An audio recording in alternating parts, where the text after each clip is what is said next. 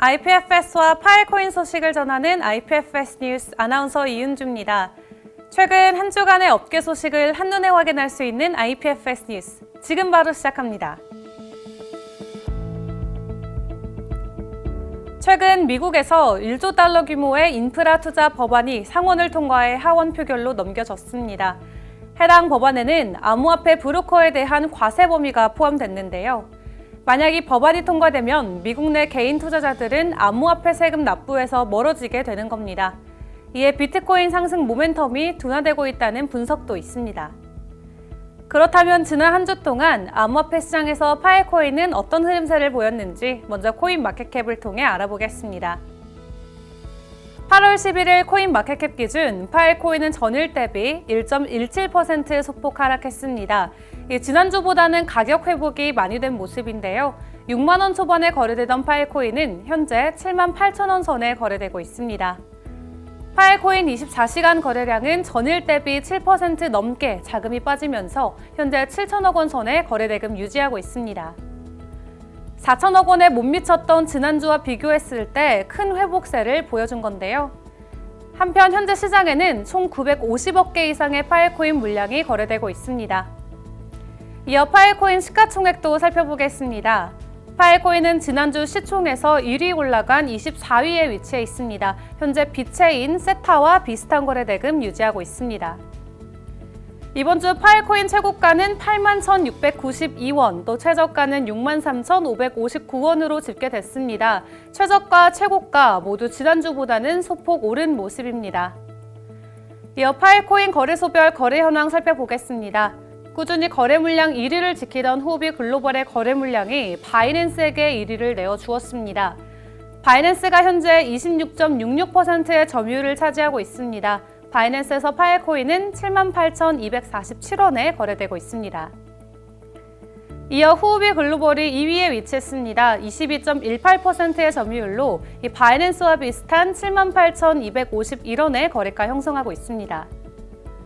국내 거래소 상황도 살펴보겠습니다. 업비트 BTC 마켓 기준 파일코인은 현재 전일 대비 2.36% 오르면서 78,615원에 거래되고 있는 모습입니다. 이어 마이닝 현황 살펴보겠습니다.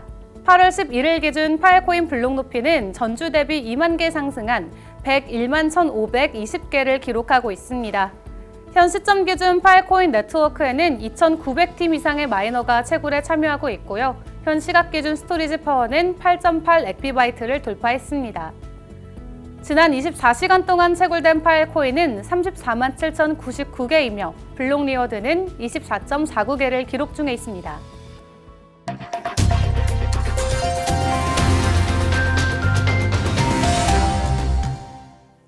한 주간의 업계 소식을 전하는 소식을 부탁해 시간입니다. 첫 번째 소식입니다. 호주 시드니에 기반을 둔 파일코인 중심 투자펀드 홀론 글로벌 인베스트먼트가 최근 동남아시아로의 확장을 준비 중인 미국 암호화폐 거래소 제미니와 커스터디 계약을 체결한 것으로 나타났습니다. 홀론 글로벌 인베스트먼트는 혁신과 투자자 중심의 자산 관리에 중점을 둔 글로벌 주식 운용사로 이 제미니는 홀론사나 파일코인 펀드의 자산을 보관 또 관리할 예정이라고 하는데요. 해당 펀드는 3개월 동안 2,500만 호주 달러를 조성해서 5년 동안 0%의 관리 수수료로 100%의 파일코인 수익을 담보하는 펀드라고 합니다. 다음 소식입니다. 파일코인과 체인링크가 하이브리드 스마트 컨트랙트 개발을 가속화하기 위한 공동보조금 이니셔티브를 개시하겠다고 발표했습니다. 하이브리드 스마트 컨트랙트는 온체인에서 실행되는 코드를 오프체인에서 실행하는 것인데요. 이러한 이중 아키텍처는 블록체인의 변조 방지 및 불변 속성을 유지하면서 확장성, 기밀성, 또 실제 데이터 소스와 시스템에 대한 추가적인 기능을 얻을 수 있습니다. 파일코인과 체인링크를 결합함으로써 개발자는 보다 효율적인 비용으로 참여할 수 있고요.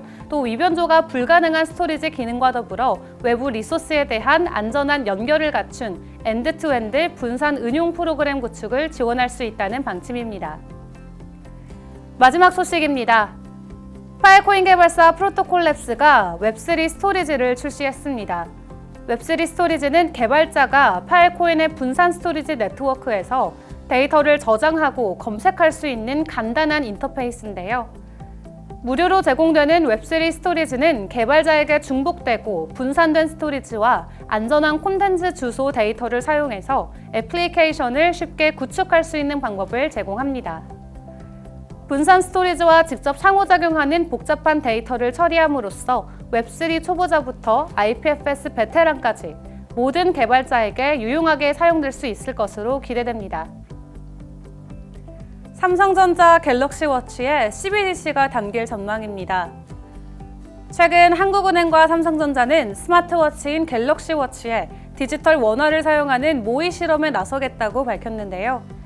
이번 실험을 통해 갤럭시 워치의 전자지갑에서 암호화폐 송금과 결제를 점검할 예정입니다.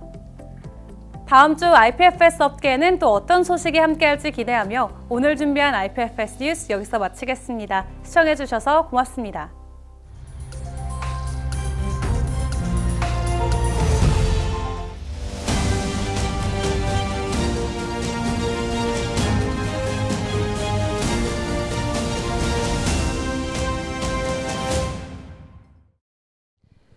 중국 정부가 암호화폐 업계에 내린 철퇴가 갈수록 무게가 가중되고 있는 상황에서 최근에는 미중 갈등마저 심화되면서 그 범위가 다양하게 확대되고 있는데요. 오늘은 글로벌 경제정보 분석가이자 파이코인 코리아의 대표이신 김훈 대표님 모시고 일련의 미중 갈등이 이 IPFS와 파이코인 생태계에 미치는 영향에 대해 집중 분석해보는 시간 갖도록 하겠습니다. 안녕하세요, 대표님. 안녕하십니까? 네, 지난 인터뷰에서 중국 규제 당국이 내린 암호화폐 철퇴는 비트코인과 이더리움 등 이 과도한 전기를 소모하는 채굴기의 작업 증명 단속을 타깃으로 하고 있고 또 차세대 통신 협약인 IPFS와 관련된 파일코인은 열애라고 하셨잖아요. 네. 최근 뉴욕 증시에 상장되거나 상장을 준비하는 중국 거대 기업들이 잇따라 차단되는 사태가 벌어지면서 논란이 가중되고 있습니다.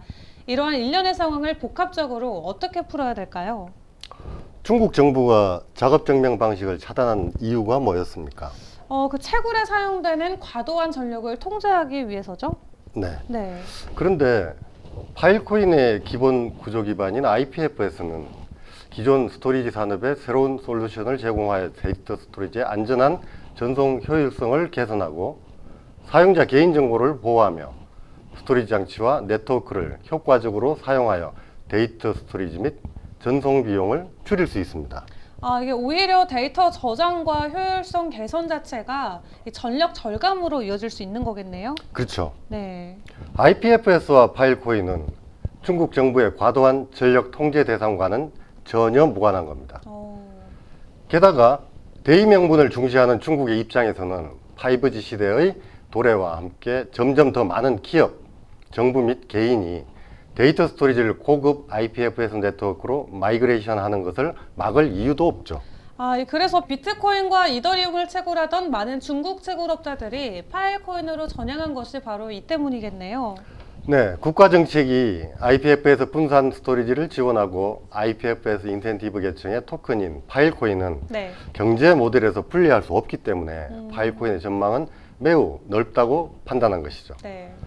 하지만 최근 발생한 디디 추싱 서비스 중단과 알리바바의 엔터그룹의 결심을 통해서 중국 정부의 전략과 명확한 의도가 전 세계에 공표되면서 중국 업체들에게는 또 다른 큰 고민거리가 생겼습니다. 네, 혹시 정보 유출과 관련이 있을까요? 네, 맞습니다. 지난 몇 년간 진행됐던 미국의 화웨이 배척 사건과 중국의 구글, 트윗, 페이스북 등 서비스 금지 등이 모두 미중 정보전의 결과라고 할 수 있습니다. 네, 사실 7월 초에 뉴욕 증시 상장으로 대박을 쳤던 중국판 우버죠. 이 디디 추싱에 대한 규제도 미중 정보전과 무관하지는 않겠네요. 네, 해외에 상장되는 중국의 거대 기업들에 대한 정보 유출을 막기 위한 방책, 즉 중국이 과거부터 벌여왔던 인터넷 세국 정책을 최근 들어 더욱 강화시키고 있다고 할 수 있습니다. 실제로 디디 추싱의 상황을 면밀히 살펴보던 알리바바의 마윈도 2주 전 수많은 중국 국민들의 개인정보를 다루는 금융자회사 엔터그룹의 뉴욕 상장을 포기하고 중국 상장을 빠르게 선언했죠.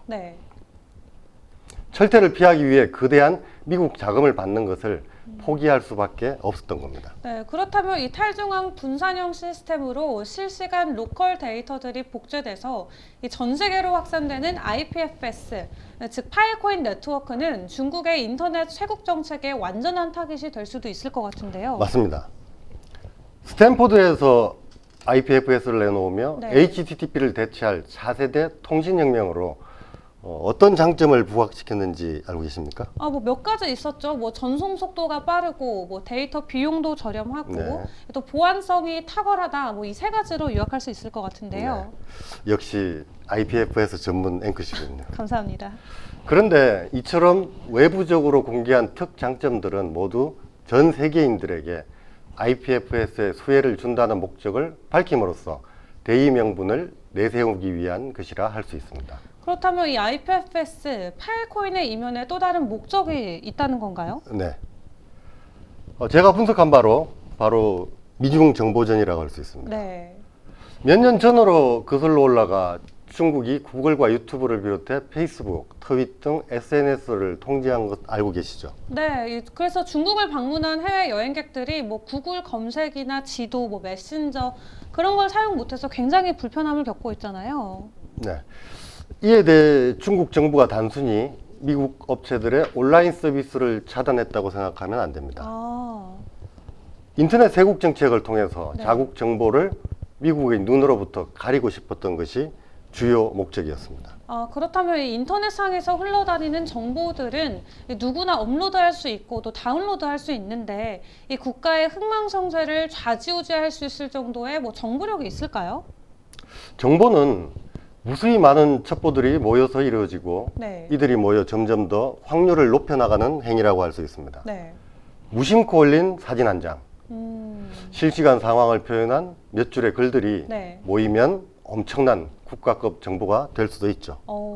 그렇군요. 그래서 이 중국 정부는 인터넷 쇄국 정책을 통해서 자국 정보의 해외 유출을 막았고 또 이러한 통제 방식이 HTTP의 최대 단점이라고 생각한 미국은 이 통제가 불가능한 IPFS를 만들어낸 거라고 생각해도 되겠네요. 네. 인터넷은 지난 50년 전 미국 국방성이 전 세계에서 활동하는 미군을 지휘 통제하기 위한 수단으로 만들어냈고 네. 이후 정보의 중요성을 간파한 미국은 전 세계인들에게 수혜를 주기 위한 목적으로 밝히며 네. 공개 프로토콜로 공표했습니다. 이후 반세기 동안 미국을 세계 최강으로 만들어낸 것이 바로 인터넷입니다. 이 세계 최초의 인터넷인 아르파넷이 이 스탠포드 연구소, 또 UCLA, 캘리포니아, 산타바바라 대학교, 유타 대학교의 이 네 군데 노드를 이용했고 현재 IPFS와 파일코인을 탄생시킨 것이 스탠포드 연구소라는 사실을 감안하면은 이 미국의 의도에 대해서 좀 이해가 되긴 하네요. 그렇죠. 네. 또한 IPFS 기술의 근본인 P2P 분산 전송과 복제 가능한 파일 생성, 그로 인해 중앙정부에서 통제하기 이전에 전 세계로 파일이 분산 저장된다는 사실을 보더라도 네. IPFS가 얼마나 대단한 무기라는 사실을 알 수 있죠. 이게 이렇게 무기로까지 작용될 수 있는 거라면은 중국 정부가 왜 아직도 대륙에 있는 IPFS IDC를 그대로 방관하고 있는 걸까요? 또 이런 정황만으로도 이 통제할 명분이 충분한 것처럼 보이거든요. 학습이라 할 수 있습니다. 중국은 현재 IPFS 기술을 학습하고 있는 것입니다. 네. 중국 정치인들의 필독서인 손자병법 모공편에는 네. 지피지기면 백전불태라는 말이 있죠. 나를 알고 상대를 알면 네. 어떠한 전쟁에서도 패하지 않을 것이다 라는 거죠. 네. 메이드 인 USA IPFS 파일 코인을 이제 자기 것으로 만들 네. 때까지 열심히 배우는 것이 바로 현재 진행되는 상황이고 네. 학습이 모두 끝나는 순간 중국은 두 곳을 모두 토사구팽시킬 것으로 보입니다. 바로 미국 IPFS 노드와 네. 자국 IPFS가 탄압 대상이 되겠죠. 그럼 대표님의 분석대로 만약 중국 정부가 본토에 건설된 IPFS IDC를 가동 중단시킨다면은 그들이 쌓아올린 유효 컴퓨팅 파워에 의해서 미국 IPFS 또 파일코인 네트워크에도 좀 타격이 오지 않을까 싶거든요. 메인넷 이후 초기 단계에서는 타격이 컸겠죠.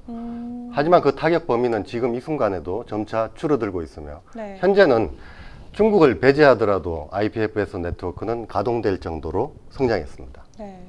오히려 각종 변칙 공격으로 네트워크의 건전성에 위해를 줬었던 사건들을 돌이켜보면 네. 향후 더 건전한 IPFS 네트워크가 구축될 수 있다는 가능성을 높일 수 있죠. 네, 이 중국이 IPFS 학습을 모두 마치고 메이드 인 USA 이 IPFS 파일 코인을 몰아낸 후에 어떤 행동을 할지 좀 예측할 수도 있나요? 메이드 인 차이나 IPFS입니다. 와, 참 별걸 다 메이드 인 차이나 하네요. 파일 코인이 없어도 혹은 전 세계 자발적 활성 참가자가 없더라도 네. 전 세계 곳곳에 중국형 IPFS 서버를 구현 가능한 것이 바로 중국 공산당입니다. 그러게요. 미국의 정보를 빼앗기지 않으면서도 IPFS가 대세인 미래 통신 환경에 속는한 길, 바로 이 길을 선택할 가능성이 가장 높지 않을까요? 네, 그렇다면 이 미국과 중국의 정보전으로 인한 IPFS의 미래가 우리 대한민국의 IPFS 생태계에 미치는 영향은 어떨 거라고 생각하세요? 미국과 중국의 갈등이 서로에게 타격을 안겨주더라도 탈중앙 분산형 네트워크인 IPFS 본질을 네. 해치지는 못할 것입니다. 오히려 최고의 반도체 인프라와 인터넷 플랫폼, 안정적인 네트워크 등 IPFS 구현에 최고의 경쟁력을 지니고 있는 대한민국의 현실을 잘 활용한다면 네. 미국의 IPFS 파일코인과 중국산 IPFS 양측 모두에게서 큰 수혜를 얻을 수 있을 것으로 전망됩니다. 네, 끝으로 좀 한 가지만 더 여쭤보고 싶은데요. 사실 이 인터뷰를 시청하시는 시청자분들께서 가장 궁금한 부분이 아닐까 싶습니다. 이 바로 파일코인 가격과 관련된 문제인데요. 네. 사실 좀 전고점과 비교해 봤을 때 아직도 굉장히 미미한 수준으로 계속 유지되고 있는데 지금 말씀해 주신 대로라면 이거 사실 엄청난 기술력을 바탕으로 진행되고 있는 코인이잖아요. 네. 가격 회복 그리고 또 얼마까지 갈 수 있을지 예측해 보신다면 전문가로서 어떤 답변 주실 수 있겠어요? 최근 들어 많은 분들 질문을 받아왔던 상황입니다. 네. 그런데 최근 들어서 있었던 파일코인의 상황을 보면 네. 비트코인과 이더리움 이들과 똑같이 움직이고 있다는 사실을 볼 수 아, 있습니다. 그래요? 네. 그러면 어떻게 해석을 해야 되냐 하면은 네. 탄생한 지 1년이 채 되지 않은 파일코인이 네. 이미 비트코인과 이더리움과 같은 거대 생태계 코인들과 같이 연동되고 있다는 거죠. 가장 호전적인 상황은 바로 이겁니다. 네. 자, 파일코인은 파일코인 나름대로의 생태계를 구현하고 있는데 네. 이전에 탄생했던 메이저급 코인들과 연동되고 있다. 이 사실 하나만으로 보더라도 네. 파일코인은 이미 세계 3대 코인이 되어 있다고 볼 수 있습니다. 세계 3대 코인이요. 예. 현재 시총 24위거든요. 그렇죠. 시총만 가지고 판단할 수는 없는 거죠. 기술을 보자. 그렇죠. 네. 기술력만 가지고 판단을 한다 이것도 아니지만 네. 기업의 비즈니스 그리고 현재 과학계통의 이제 네. 발전 상황 전 세계 IPFS 연구가들이 거의 절반 이상을 차지하고 있다는 사실은 네. 파일코인의 가치를 훨씬 더 높일 수 있는 가능성을 볼 수 있습니다. 네, 그렇다면 뭐 비트코인의 전고점이었던 8천만 원이 회복되어질 때 이 비로소 파일코인의 전고점이었던 뭐 30만 원 부근까지 다시 회복할 수 있다고 보시는 거세요? 비트코인까지는 올라가지 않더라도 네. 충분하게 이더리움과 같은 네. 속도 혹은 파일코인은 더 빠른 속도로 상승할 가치가 있다고 네. 봅니다. 어쨌든 가격적인 측면에서도 좀 긍정적으로 풀이하시는 거죠? 네. 네, 감사합니다. 이 미중 갈등이 IPFS와 파일코인 생태계에 미치는 영향에 대해서 시원하게 저희 분석해보는 중요한 시간이었습니다. 시청해주셔서 감사합니다.